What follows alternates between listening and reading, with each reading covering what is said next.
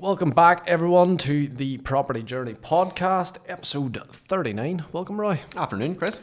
Nice wee talking points episode here for the hidden costs of buying a property. So this is going to be for anyone that is purchasing their first home, for anyone that is thinking about moving home, or anyone that is also thinking about investing in property. These are all kind of some of the hidden costs that you may encounter. You may not. You may be lucky enough that you don't encounter some of these. But for a lot of people, when they are purchasing a property, they do not realise that there is a lot more to it than just, can I have my keys? Can I move in? And away you go. So what kind of is the biggest costs in a generalised sense that people would overlook? I wouldn't say there's any in particular cost that people would overlook. It's probably just every step of the process, whatever cost that you think, just be prepared for an extra cost. So one that's jumping out at me is when you buy a house, it's strongly recommended that you have your own independent survey carried out. A lot of people make the assumption, well, if they're getting a mortgage, well then the mortgage company's going to do a survey.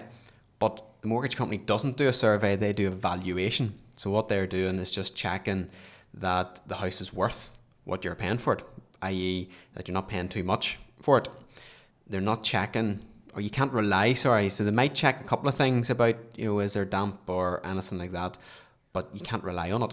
So you have to get an independent survey carried out, and the cost of that can vary, and it could be anything, depending on how detailed you want it, could be anything from £300 till £1,000, £1,500. Yeah. So that's one cost. And is that kind of some of the likes of that? Because let's be honest, buying a property now is expensive. The cost of the property itself is expensive. Then by the time you bring in your solicitor fees and as you say there, even the likes of a survey at £1,000, if you don't have a bit of a backup there of kind of finance, and by that I mean maybe your own savings or potentially even be available to get a loan or something along those lines. If you don't have those finances, is that kind of where people can get caught off guard? Very easily. Buying a house, it's like buying a car. So maybe you were the same as me, but whenever you were 17, 18, you wanted a car. There was maybe a particular type of car that you wanted, and you were so heavily focused on getting that car, and you knew how much it was going to cost, and you saved up to get the car. But then that was only the start of it. So you'd maybe saved up and you'd used all your money, all your savings to buy the car. And then the next thing, you bought the car and you realised, well, I have to get it insured. And you didn't realise, well, my goodness, insurance is, it's not going to be a few £100, it's going to be a couple of grand. Yeah. Or the next thing is, well, the tax, it's going to be so much higher on it.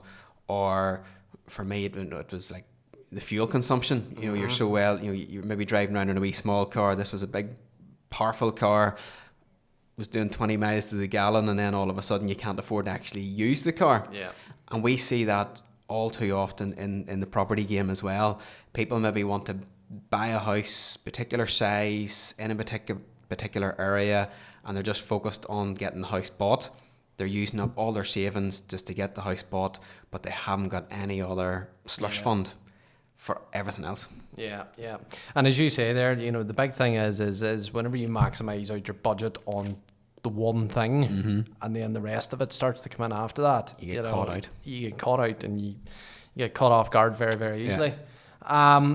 So I kind of want to focus then to begin with on the buy-in stage. So as we've kind of discussed there, beyond the purchase price, what kind of other upfront costs then straight off the bat are you thinking about then that maybe wouldn't be as well known, but certainly they have to be factored in because you need them?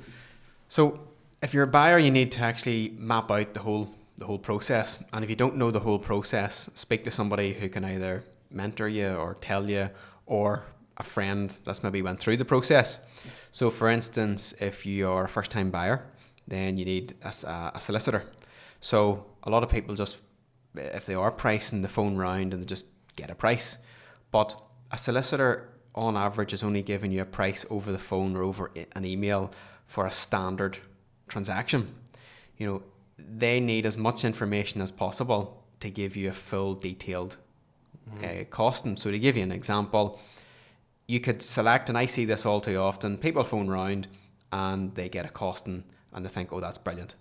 But the likes of myself, whenever I'm giving out a price, it details absolutely everything. So on the outset, you might think, oh, well, Roy's more expensive than the next solicitor, but ours is fully itemised. So for instance, some things which are left out of a standard quote would be, have you got a help to buy ISA or a lifetime ISA scheme? So it's a savings scheme. So there's additional time, additional costs involved with that. Maybe is it something whereby you are getting part of the deposit gifted by a family member? And if so, how many people are gifting towards it? So there's added costs involved in that too. And then another one as well, which has been, and you're seeing an increase in the legal game, is the compliance checks. A lot of solicitors are no longer doing that in-house. They're now outsourcing it. And the benefit of that is basically speed. It's done far more quickly. It's done more smoothly, less bumps in the road, less questions, effectively. But there's a cost with that as well. So all of a sudden, when you add that all in, maybe a couple, 2 help to buy ISAs, 3 people gifting, you don't belong seeing another cost of maybe £300-400 added on. Yeah.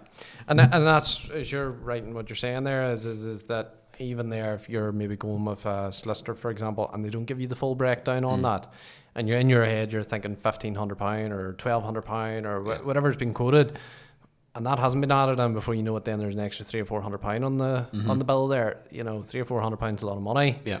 If you haven't planned for it, if you haven't sort of built that into your, as you said, your slush fund, you know, you're scrambling for another £300-400 on top of the fact that you're maybe handed out 190 or 200,000 for a property. Exactly.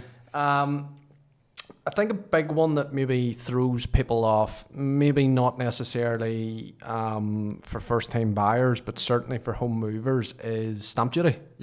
How have you maybe seen that as a hidden cost where people have not been expecting maybe as much, or certainly maybe not expecting to pay it and they are expected? Thankfully, we don't see it too often now where it's a bit of a shock, but for quite a while there it was a shock because there was so many changes in the stamp duty, and people didn't realise that a tax to pay on it. So it can be a shock, and sometimes that's maybe not something where the buyer hasn't done their due diligence or asked the question until they're through the process, and at that point it's a very big shock. But it is certainly one to keep an eye on, because stamp duties change and you never know what regulations are coming in. But touch wood, that's generally settled for now. Because I'd certainly there, if you're purchasing a property and before you know it, your stamp duty is maybe sitting at 4,000, 5,000, depending on what price that you're buying at, 6,000. Yeah. You know, it's a hefty bill. Exactly. You know, and if you haven't pre-planned and done your due diligence and you're sitting with $6,000, like, you know, that's not something that you can very easily scrape together if you're on that maximum limit again. Is there any sort of particular, and I'm maybe thinking might not be substantial bills, but the likes of maybe when it comes to management companies or ground rent or things like that there, can you tell me a wee bit of kind of those which would be fairly hidden if you're not expecting them? So again, a lot of people don't realise if you buy a house that's in a development and it's been built after 2003, then there's going to be a management company involved. And it doesn't matter where in Northern Ireland that you're buying, that's the exact same concept. Now the cost can vary between developments, and it can range from, we see it from maybe £100 a year till as much as maybe £300 per year. So not only is that a running cost on a yearly basis, the management company will actually charge you a fee to get set up with them. And that's the biggest one we see a shock with buyers. That could be anything from £50 to £150. So there are a couple of wee added in costs. Again, you're not looking at substantially big money, but if you are working everything out to the wire here, then £100 can make a big difference. Yeah, yeah. And is that similar then sort of with the likes of ground rent then as well? I'm not too sure kind of on what exactly it is, but you know, you hear of it whenever people are buying properties and things like that there, and you're maybe having to pay out over a certain period of time, things like that. Well, that when I said there about a management company, that's for properties in the town built after 2003, whereas ground rent generally properties built in the town before 2003, and not necessarily every single property, but the big difference is the ground rent is generally a lot smaller. So on average, you wouldn't see it being much more than £30 a year, £50 a year, and that's fixed. That will never increase. Whereas in the newer developments, that management fee every year, you're basically pretty certain that it is just going to slowly rise every year, creep up. Yeah. And I suppose then sort of maybe even beforehand, before you purchase the property, you're in that kind of buying or proceeding to buy. Is there any kind of maybe things where maybe people are then having to maybe anticipate repair costs or potential maybe even renovation costs, things like that there? You know, is there maybe hidden costs in there where they've maybe purchased the property, went to move in and realised, oh no, I might have to tweak a few things here? I suppose like anything, you know, again, compare it back to a car. You know, if you buy, generally the older the car that you buy, then the more likelihood that you're going to have to spend a bit of money on it. So I would always recommend, you know, when you're buying a house, there's no legal obligation for a seller to provide you with a report on the boiler. So if it was me buying a house, I would get the boiler serviced and maybe get a wee part of it, whatever, upgraded just to keep it running smoothly as possible. The likes of get your electrics checked as well, because it might be something whereby you could maybe do the upgrades in stages as opposed to leaving it for many years and then it being a big issue. And then just a bit of general maintenance about the place as well, a bit of a tidy up from everything. One thing that we come across that a lot of people overlook is the likes of gutterings. You know, something very simple, but it actually can be quite costly to get somebody in to clean those out, and you know, you don't belong seeing a couple of £100, and a buyer's probably thinking to themselves, what relevance is that? So what? But it can, something so small, but it can be such a big impact. So for instance, if your gutter is blocked, or the water can't get out, the rainwater can't get away, that rainwater will seep in to the house, and over a period of time you're going to have damp coming in, and people start realising, oh, it's damp, and they don't realise that it's such a simple problem. Water running down walls, and if you have a smallest crack somewhere, you know, within that wall, it's going to seep in. That kind of brings us on then to, once you've kind of purchased and you're now looking at owning and maintaining the property, you know, where kind of then are you sitting with those kind of silent costs then that, you know, I wasn't expecting this whenever I started to own the property, or I wasn't expecting this whenever I started to maintain it? Are you looking at things like outside groundworks? Are you looking at things like potential even just painting, you know, because even the cost of paint now and maybe even getting a painter and decorator in to maybe do upper room, things like that there. Is that kind of then where the hidden costs come in just an oversense of owning and maintaining? It can be. So, you know, a lot of people don't realise, you know, a house needs a lot of work, maintenance wise. You know, like inside it gets cleaned very regularly and it's all looking well, but you have to do the exact same to the outside, and you know, you have to be keeping on top of it, because if you don't, it's like a bit of weight going on. You know, the weight just goes on without actually realising. And then all of a sudden, boom, you realise, oh, I've a whole stone on. Yeah. And it's very hard work to shift it. Whereas if you keep on top of it and you're keeping an eye on it. So the likes of even, you know, keeping hedges well trimmed, because if you let that get out of hand over the course of 3 or 4 years, they're massive and it can cost thousands to get them pruned down. Even the likes of a bit of power hosing around your pavements and what have you, and keeping the fascias clean, and just general outside maintenance. And as you say, painting the fence, it might be something sounds a bit boring or what have you, but well, that's what funny I was going to actually mention there was the likes of painting fences and staining them and whatnot, because if you don't do it and you let it run, before you know it, maybe the paint's cracked off, before you know it, maybe then there's maybe starting to issue with plaster or things like that there. It becomes a hell of a bigger job. Yeah. And definitely more costly. Yeah. And that's something that's overlooked. I'm showing my age here. I was brought up in the country. That's what you spent your summer holidays doing. Oh, 100%. And actually you enjoyed it, getting stuck into it. And that's something that I enjoy doing. I look forward to doing the work outside around the house.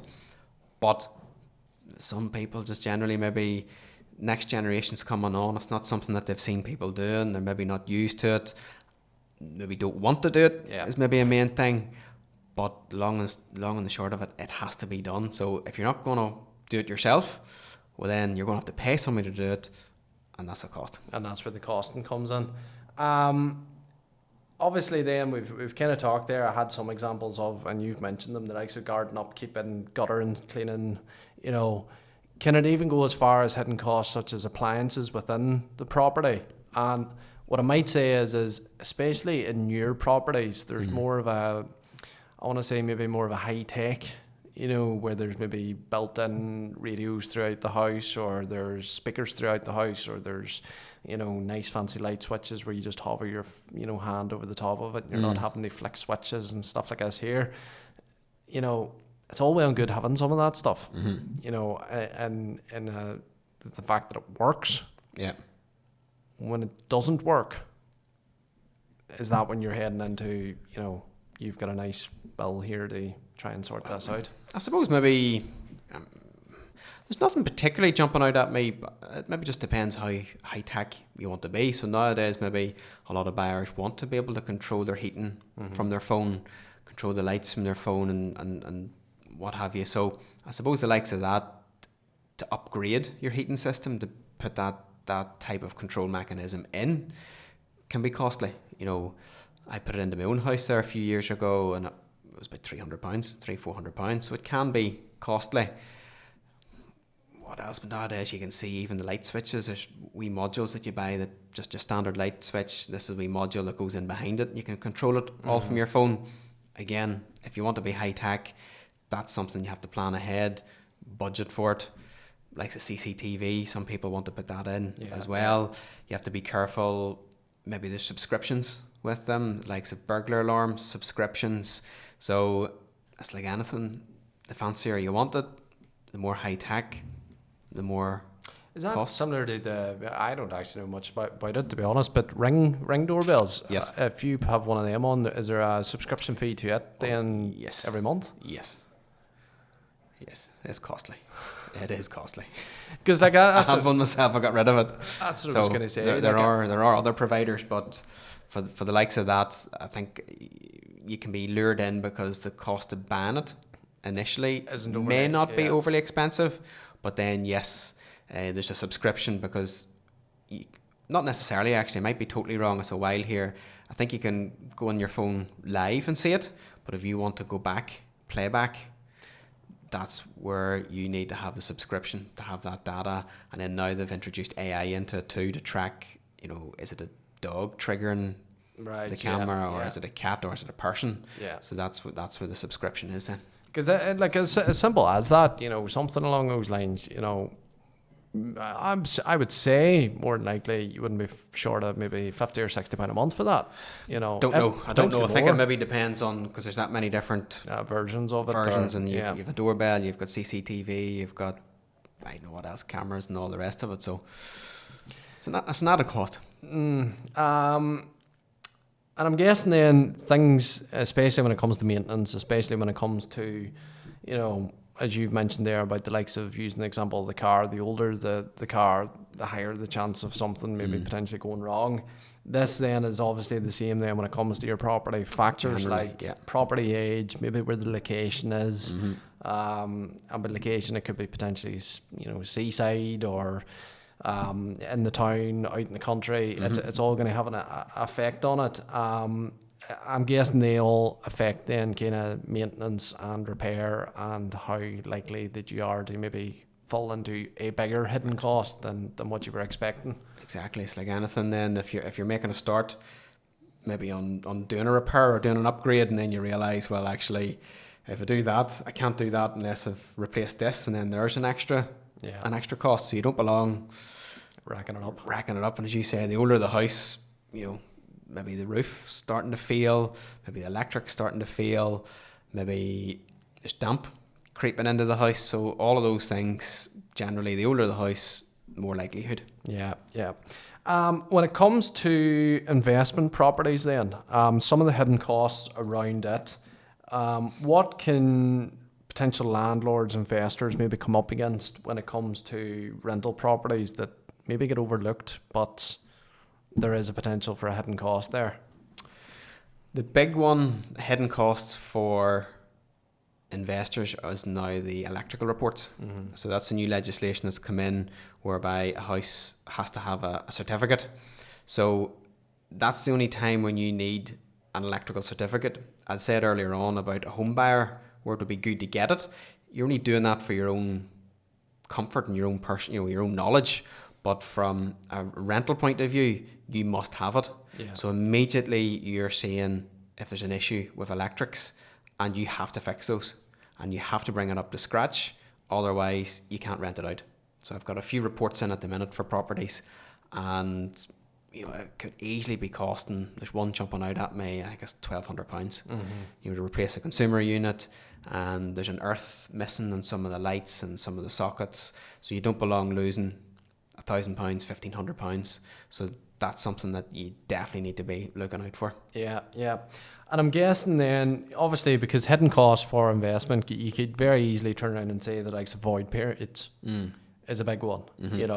I didn't realise that I wasn't going to have a tenant in for the next 2 or 3 months. You're paying out maybe, if you have a mortgage in the property, 2 or 3 months worth of mortgage payments. Maybe on top of your own mortgage payments on your home house. Yeah. That can obviously be hidden costs that you weren't expecting. But as you've mentioned there about the likes of electrical reports, is it even just general management of, property maybe needs a paint, tenants moved out, you maybe need to go in and replace carpets. Is it that kind of general upkeep of the property again that... I suppose a good knowledge would be get a look at the property before you actually complete on the purchase as an investor, because you've maybe looked or viewed the property and somebody's been living in it. And whenever you've lived in the property, or when somebody's lived in the property compared to it being completely empty, two different scenarios. So could be a good idea to be planned ahead, get a look at it, and be organised, as you say. Does a room need replaced in carpet? Maybe is there like a little window handle or something like that broken, or a hinge broken? All those wee things that can delay the house getting rented out. A lot of people, as you said, they'll completely overlook the fact, even though a house is in a fantastic area and it will rent quickly, you still don't start the rental process until you become the owner. Then you have to get your agent on board, so it could take them a few days to get the photos. Then they have to start to advertise it. It then takes a few days for the phone calls and the email inquiries to come in. It takes a few days for the people to get booked in to view it. Then you have to sort out, well, maybe which tenant am I going to go with? And then they're probably renting at the minute, so they have to give 4 weeks notice. Yeah. So all of a sudden you don't belong losing 2 months, 3 months. Yeah. And did you say there, the property is very different when everything's moved out? Yep. I'm sure everyone has witnessed this when there's maybe a wardrobe in the room and you move the wardrobe, and then you look at the colour of paint that was behind the wardrobe and what is directly beside it, and it's night and day, literally, because one's black and one's, whatever the colour was meant to be. Simple things that got there where, you think to yourself, oh, geez, well, they painted that last year. I probably won't have to maybe, refresh it or not. And then once the furniture's all out, you realise, oh no, I have to go and refresh this. I'm guessing then it's all back down to pre-planning. Thinking about basically the what ifs. And kind of nearly having the plan in place and kind of nearly having the budget in place. And if you don't need it, well, happy days, because I don't need to spend it. But if you're going in here again, back on that maximum budget, especially even when it comes to the investment side of things, and the house isn't going to be ready, the property isn't going to be ready to rent out, and as you say, you miss 2 or 3 months, can you handle the hidden costs of losing void periods, having to do the work to the house, and kind of getting over that initial couple of months? I always recommend, if I'm working with investors, before you buy a house, maybe have the likes of maybe £1,500 sitting just as a safety net. You know, there's other, if you want to call them property gurus or whatever, and they're going through figures, oh, this is great return, but they're missing out so many practical scenarios. And if you're working to a very, very tight budget, well then you learn the hard way. A few more kind of then is obviously when it comes to general costings and potential hidden costs, is the when it comes to things like utilities, rates, for example, insurances maybe on the property, you know, how kind of can that, and I'll maybe even just say as in an overall bracket, how can they affect then when you're purchasing a property then? So the rates, I suppose, as a fair point, rates is something that maybe people overlook, because if you've been renting a house before, or you've been living with your parents, it's not a bill that that you're aware of. So again, the rates can be costly depending on the size of the house and the location of it. So again, you don't belong losing, you know, if it's a new house and new development, you wouldn't belong spending £100 a month on rates. Insurance, again, you have your house insurance to pay. That house insurance depends on not necessarily the cost of rebuilding the house, but do you have a lot of valuables in the house? And that's what really bumps up your insurance. So, you know, if you've got expensive jewellery, expensive watches, tack, anything like that, that really, it can double, treble your insurance. And then also you have to bear in mind that it's recommended as a homeowner, you've got life insurance, which covers your mortgage if you pass away, and critical illness insurance, that if you become poorly, then there's a payout to cover the mortgage as well. So a lot of little costs. Running a house is like running a business, and unfortunately I see too many people who just run from month to month, basically paycheck to paycheck. And when you're doing that, you're not maximising in all the savings. So for instance, you know, if you are able to pay your rates in one go, you get a discount. You know, it comes to heating oil, the more heating oil, if you can buy 1,000 litres or 1,200 litres at a time, you get it more costly. If you pay your car insurance in one go, cheaper. House insurance, one go. So you need a slush fund or working capital, as it's known in the business, to be able to do that. To do all of that, but yet you have the money pouring into the bank account every month to keep the whole thing ticking over. And like, you know, as even there, you've mentioned, you know, you wouldn't be long of seeing £900, or £900, £1,000, £1,200 on rates. You know, for the year, and you're paying that out every year. You know, it's only going to go up, and it is only going to go up. Like, you know, and it's not going up by small margins anymore. Like, you know, there's councils out there that are bumping this up by 9-10% every year. You know, which is mind-boggling. You know, to even think about it, but it's going to continue to happen. And if you haven't thought about that, you know, it's a scary bill to come in if you, as you mentioned, living month to month. You know, and there's a £1,200-1,300 bill just comes in through the door, and you kind of go, "Oh, how am I sorting that out?" Exactly. I think that's kind of then the you know, because like obviously it's going to be dependent. Energy, for example, electricity, gas, oil, it can fluctuate. You know, and if you're not careful as to, you know, the likes of oil there, you know, the middle of winter and you run out of oil, you're going to pay for it. You know, so make sure in and around the summertime, get it filled up as much as you can, so that you get to the far side of spring, the prices maybe drop again. The demand's not as much for it because it's starting to get a bit warmer. You get a bit of a cheaper price. In terms of then that sort of the planning side of things then, you know, is it worthwhile maybe coming up with, say, for example, a yearly plan? You know, where you sit down and you look at everything that you're going to be shipping out over the course of the year, and at least you have half an idea of what's going to be coming up, so that it's not hidden anymore. It's not a hidden cost. It is, we know that this is going to happen, so that you're reducing the risk of a hidden cost coming up. Is that the types of things that sort of people when they're going in to buy a property, and I'm even talking here from a first time buyer to someone that's moving house to even someone that's purchasing their investment property, think about everything. It sounds really boring to say you should do a budget. Yeah. But yes, as I say, running a house, it's like running a business. If you're running a business and you don't have an idea on the figures, I was always taught it's not what's coming in to a business, it's what's going out. Yeah. Is the killer. It's the same in the household. It's not necessarily the money and your income, it's what bills are there going out.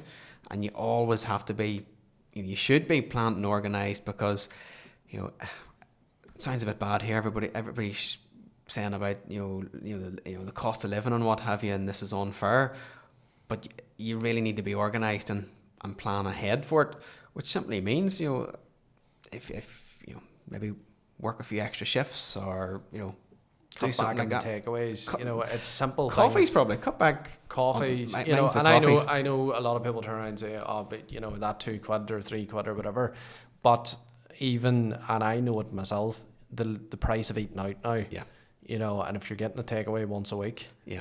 A chippy wouldn't be long for 2 or 3 people now. Yeah. You're chatting £30 easily, and it's really hard to say, but some of those luxuries, sometimes you maybe have to take a look and say, well, listen, which is more important here? Because even if you cut that back to once every 2 weeks, you're saving £30 every 2 weeks. That's £60, and at the end of £60 times by 12, you're sitting at £720 at the end of the year, which is paying the majority of your rates. Yeah. And it's the balancing act. It really is the balancing act at the minute. You're right in what you're saying. Budgeting, it sounds awful, and it sounds brutal to have to sit down and list all these things out, because probably at the end of it you will be slightly depressed looking at the amount of money that's going out. Exactly. But it's not hidden. No. And those hidden bills coming up are less of a shock than, And you have to be organised. For instance, maybe the car breaks down. There's a bill you hadn't thought about. Maybe you're coming towards the end of your mortgage term and that deal's up, and the next thing it shoots up.